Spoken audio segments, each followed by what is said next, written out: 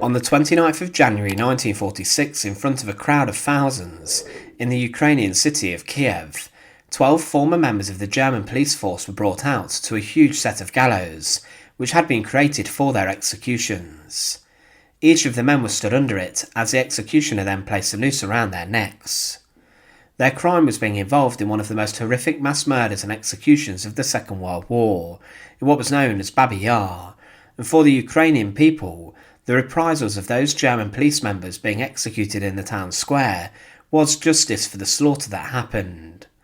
As at Babi Yar, over 33,000 people were slaughtered in 2 deadly days in September 1941, but it's believed there that between 100,000 and 150,000 people were killed and murdered during the German occupation.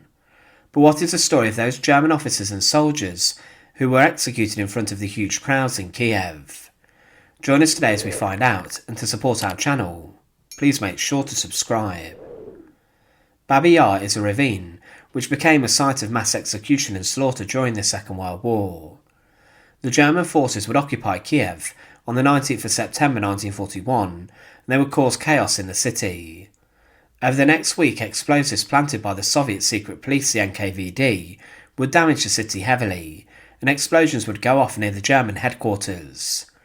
But then the decision was made by the SS and police leader Friedrich Jeckeln to exterminate the Jews of Kiev in retaliation for the explosions. The commanders of the Einsatzgruppe, the German death squads, were party to this decision, and the mass slaughter would be carried out by units commanded by Dr. Otto Rosch, the commander of Einsatzgruppe C, and also Paul Blobel. The roundup of the Jews inside of Kiev began, and they were ordered to gather in specific areas around the city. They were told to bring money, valuables and documents with them, as well as warm clothing and linen. They believed they would be deported or would be sent elsewhere. But the German occupiers then went further, saying that any Jew who did not follow this order and was found elsewhere in the city would be shot, and that those civilians who would enter the houses of Jews and steal items for themselves would also be executed. It was then on the 29th and 30th of September 1941 that a slaughter of 33,771 Jewish civilians at Babi Yar began. The Einsatzgruppe units would take control and would slaughter in the ravine. One commander who oversaw the action said, "The difficulties resulting from such a large-scale action, in particular concerning the seizure, were overcome in Kiev by requesting the Jewish population through wall posters to move." Although only a participation of approximately 5,000 to 6,000 Jews had been expected at first, more than 30,000 Jews arrived, who until the very moment of their execution still believed in their resettlement, thanks to extremely clever organisation. But eyewitnesses would state of the horror of the executions. One truck driver said that, "I watched what happened when the Jews, men, women and children arrived. The Ukrainians led them past a number of different places, where one after the other they had to give up their luggage, then their coats, shoes and overgarments and also underwear. They also had to leave their valuables in a designated place. There was a special pile for each article of clothing. It all happened very quickly, and anyone who hesitated was kicked or pushed to keep them moving." The victims did not know what was happening until it was too late, and they had no chance of survival when they heard the fire of machine guns, which were executing the others in front of them. The victims were driven to walk down a corridor of armed German guards and soldiers in groups of 10, and they were then shot. It was said, once undressed, they were led into the ravine, which was about 150 metres long and 30 metres wide and a good 15 metres deep.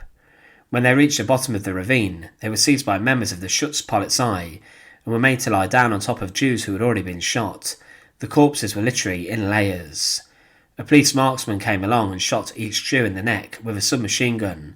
I saw these marksmen stand on layers of corpses and shoot one after the other. The marksman would walk across the bodies of the executed Jews to the next Jew, who would meanwhile lay down and shoot him. Following these first massacres, the Germans undermined the walls of the ravine and buried the people under layers of dirt. And they then recorded the exact number executed as 33,771. The valuables and money and belongings of those slaughtered were given to local ethnic Germans and to the Nazi government in the city. Those who were just wounded were also buried alive. But in the months after, thousands more were sent to Babi Yar, where they were executed, and it's estimated that over 100,000 residents of Kyiv were slaughtered there, and a concentration camp was even set up nearby.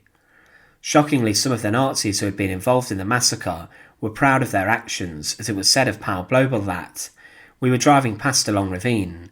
I noticed strange movements of the earth. Clumps of earth rose into the air, as if by their own propulsion, and there was smoke. It was like a low-toned volcano, as if there was burning lava just beneath the earth." Blobel laughed, made a gesture with his arm pointing back along the road and ahead, all along the ravine of Babi Yar, and said, "Here lie my 30,000 Jews." But at the end of the Second World War, a number of SS commanders who had planned and overseen the massacre were placed on trial.